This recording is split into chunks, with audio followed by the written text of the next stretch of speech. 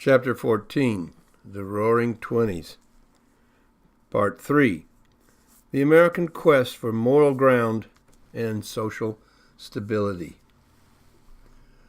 The decline of the moral vision in the nation's political leadership. Back in America, the Republicans were deadlocked in their effort to pick up a presidential candidate for the upcoming elections of 1920, and finally settled on the supreme nice guy, Senator Warren G. Harding of Ohio, as a compromise candidate. He campaigned on the idea that as a president he would do everything possible to promote a return to normalcy of life in America.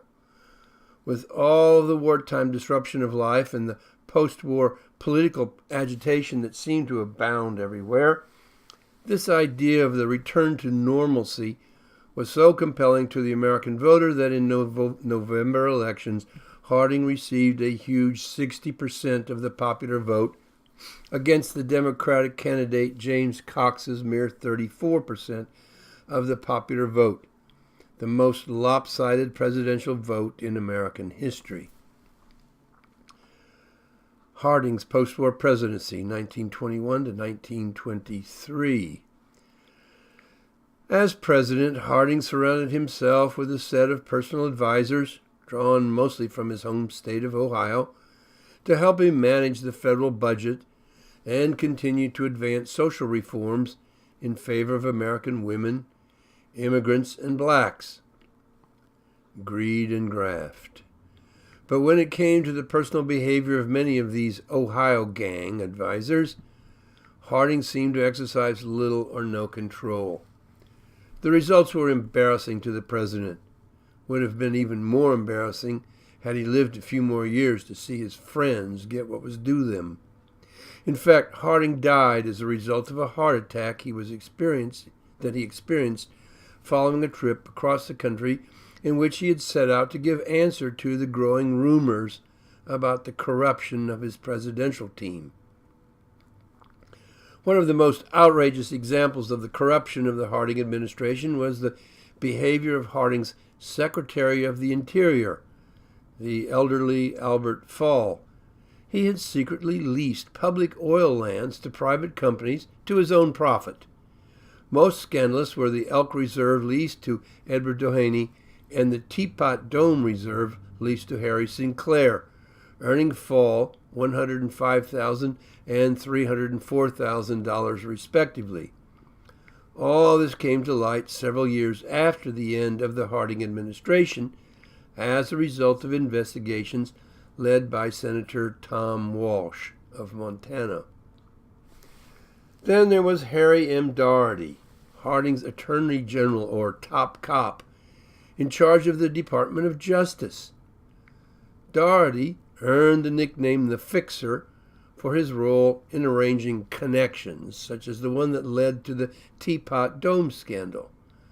But there were others, including the corrupt Assistant Attorney General Jess Smith, who committed suicide, or was he murdered, when it was apparent that a congressional investigation on corruption in the Justice Department was closing in on him. Smith's death occurred just before Harding's ill-fated trip. But Coolidge is focused on bringing back to the White House a sense of the old Puritan values. Calvin Coolidge, U.S. President, 1923 to 1929. Calvin Coolidge was Harding's vice president, though not part of the corrupt Ohio gang, nor was Harding's Secretary of Commerce and future President Herbert Hoover. Upon Harding's death in 1923, Coolidge was automatically elevated to the U.S. presidency. To almost the same extreme that Harding was the picture of loose personal standards, Coolidge was the opposite, the picture of authentic Puritan morality. Coolidge grew up in Vermont, a descendant of a long line of Coolidges who had migrated to Massachusetts with the very first Puritans in 1630, and whose genealogy listed Revolutionary War officers and later members of the Vermont House of Representatives. His ancestors tended to be farmers, very active in local politics. Coolidge himself graduated as an honor student from Amherst College and then went on to clerk and study in a Massachusetts law firm, eventually being admitted to the bar and setting up his own practice in Northampton, Massachusetts. He married a Vermont schoolteacher, Grace, and the two of them built a diplomatic marriage, reflective of the quiet and cautious way they both approached life. He soon entered politics and did decently in the elective offices he pursued, first as a representative to the Massachusetts State Assembly, called the General Court, then as mayor of Northampton, then as state senator, where he became noted for his moderately progressive position on a number of issues. In 1915, he was elected lieutenant governor of Massachusetts, and then in 1918, the state's governor. He conducted himself as a moderate progressive and a reluctant spender of the state treasury, nothing that would have brought any particular notice to him nationally. What brought him to national attention was the 1919 Boston police strike over the issue of a police union, pitting the state against the rising power of the labor unions. Coolidge took a strong position in support of the Boston mayor, calling out the National Guard and answering the union that there is no right to strike against the public safety by anyone, anywhere, anytime. That indeed brought Coolidge national attention at a time that America was undergoing a serious Red Scare. And thus it was that in the Republican National Convention, in which Harding was nominated as the party's presidential candidate, Coolidge was chosen as Harding's vice presidential running mate.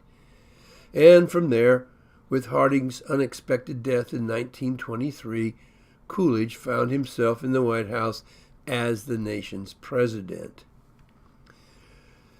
As president, his attitude conformed nicely to the old adage, the government that governs least governs best. Although Coolidge was deeply supportive of civil rights for blacks, speaking out on their behalf in a time of extensive KKK activity across the nation and appointing them to federal positions, and also Indians, pushing for full American citizenship of all American Indians, when it came to the governing programs and spending, he was strongly opposed. He worked to cut back federal spending and move the budget to a balance instead of a spending deficit. As far as he was concerned, the business of business was not the business of the government, but instead a matter of the private or capitalist sector, which was doing quite well during his presidency. In 1924, he was returned to the White House on his own merits. He did quite well in the vote despite his very low-key candidacy, low-key in great part due to the death of his 16-year-old son that July, and despite a third-party run of progressive politician La Follette, which the Democratic Party opposition hoped would split the Republican vote and give the Democrats the victory, much as Teddy Roosevelt's third-party run opened the way for the Democratic candidate Wilson to gain the presidency in 1912 on a mere plurality rather than a clear majority of the votes. But given the hugely upbeat mood of the country during the Roaring '20s, Coolidge actually received 54% of the popular vote and 72% of the electoral vote. He finished out his 4 years in office with no major programs of note. He believed that those matters belonged to the states, not the federal government, and no scandals. And there were no major foreign policy issues burning at the time. American foreign policy during his presidency was also quite low-key. But that was the way Americans wanted things. They had other things personally to focus on, like getting rich fast. And in 1928, as his term approached a close, Coolidge made it clear that he would not take on another term, although many expected him to do so. He was tired and ready to go home.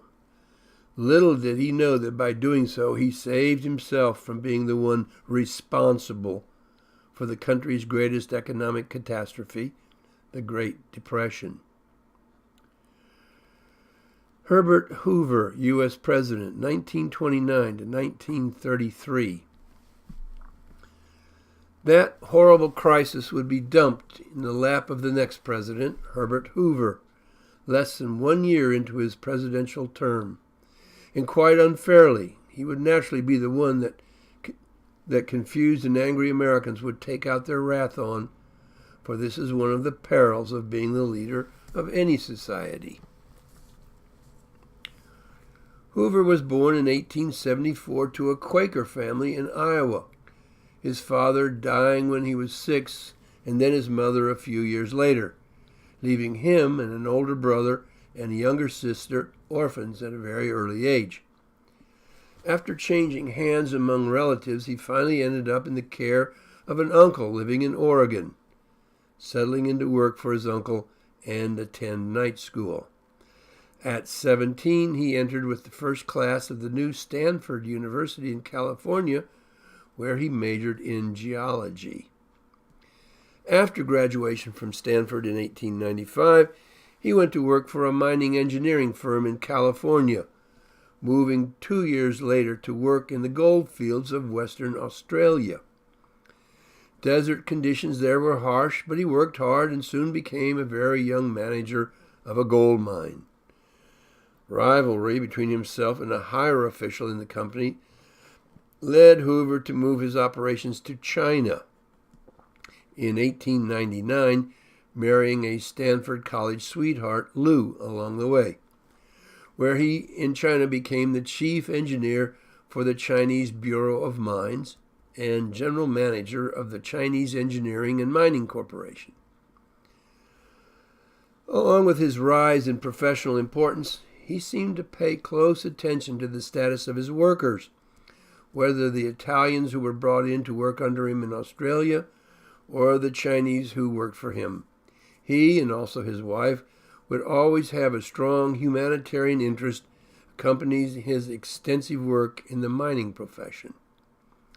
He and his wife, Lou, held their own in Tianjin during a month-long siege, 1900, part of the Chinese Boxer Rebellion, but soon after it was put down, opened new operations in Australia, 1901. At this point, he became part owner of the gold mining company that was responsible for half the gold produced in Australia, and thus found himself at a very early age on his way to enormous personal wealth. Soon his operations expanded to South African gold mines, to Burmese silver mines, to Russian copper mines, and now also to Australian zinc mining. By 1908, he had established his own mining consultancy business, traveling the world from his offices in San Francisco, New York City, London, Paris, and St. Petersburg, Russia. He soon found himself lecturing at various universities and writing what quickly became standard texts in his field of metallurgical engineering. With the outbreak of the Great War in 1914, Hoover put aside his work to focus on getting Americans trapped in Europe back to the States, covering their travel expenses in the process. This was the beginning of the turn of his primary interest away from making money to organizing operations and money needed to help people hurt by the ravages of the war that now consumed the Europeans. Basically, he undertook to feed the Belgian population whose economy was devastated by the war.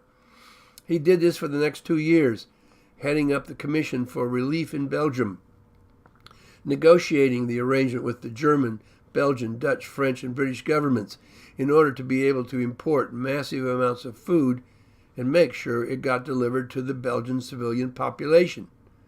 Over 10 million individuals per day at the height of its operations, rather than the German troops occupying Belgium. Then, with the entry of the U.S. in the war, his position as neutral was ended, and he returned to the States, newly appointed by President Wilson to head up the U.S. Food Administration, to avoid having to put the nation on rationing but nonetheless some kind of discipline in order to bring food to the American troops serving in Europe. With the war's end in 1918, Hoover headed up the American Relief Administration, sending food to the starving population of Central Europe, including Germany and even Russia, where the Civil War was raging. Although some 6 million Russians died in the period immediately following the war, that number would have been more likely 20 million had it not been for Hoover's relief work, a fact acknowledged even by the Bolshevik communist government securing its hold over Russia at the time. In the meantime, Hoover had not lost his interest in scholarship and left a huge endowment to his alma mater, Stanford, for the purpose of gathering important documents relating to the war. This eventually led to the founding of the Hoover War Library, subsequently known as the Hoover Institution. Now, in the 1920 presidential election coming up, and Hoover announced himself as a candidate with the Republican Party. But he didn't do well early in the primaries and thus did not impress the National Party greatly, which instead turned to Harding as his candidate. But Hoover supported the choice, Harding was elected, and Hoover was then asked by Harding to be his Secretary of Commerce, a fairly new cabinet position whose exact function was not yet well established.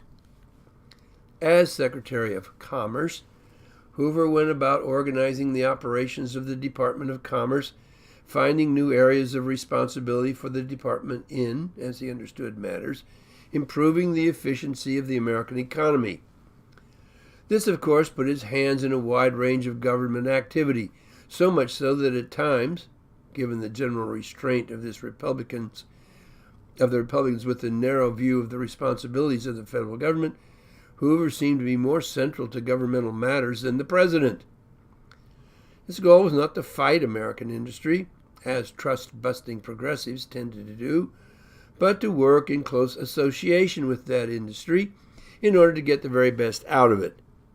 With his activities in the field of electrical power generation, rural water management, and flood control, automobile and highway safety, aviation, radio broadcasting, and a sincere concern for the lives of sharecroppers, especially the black sharecroppers. Sensing in 1928 that he now had a better chance at the U.S. presidency, Coolidge had announced that he would not run again, Hoover once again announced his candidacy, this time his wide popularity opening the door to the candidacy quite easily. And in the general election that November, he easily carried both the popular vote, 58%, against his Democratic opponent, the wet New Yorker Al Smith, with only 41%, and 444 electoral votes to Smith's 87 electoral votes. Thus, when Hoover took office in 1929, America was expecting to see the fabulous economic journey that the country found itself embarked on expanded even more. Little did the country realize that the very opposite was soon to occur. But in any case, that's how the country finished out the Roaring Twenties politically.